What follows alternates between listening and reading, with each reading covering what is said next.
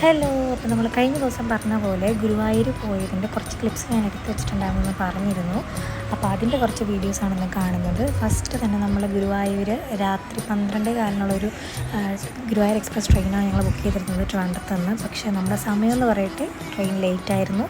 എൻ്റെ അച്ഛനും അമ്മയും എന്ത് ഫോണിൽ നോക്കിയിരിക്കുന്നുണ്ട്. പക്ഷേ എനിക്കാണെങ്കിൽ ഓഫീസിൽ പോയിട്ട് നേരെ വന്നതുകൊണ്ട് ഭയങ്കര ഉറക്കക്ഷീണമായിരുന്നു. എനിക്കിപ്പോൾ ഉറങ്ങിയാൽ മതി എന്നുള്ള സിറ്റുവേഷനാണ്. 1 മണിയായി 1:15 ഇതുവരെ ട്രെയിൻ വന്നിട്ടില്ല.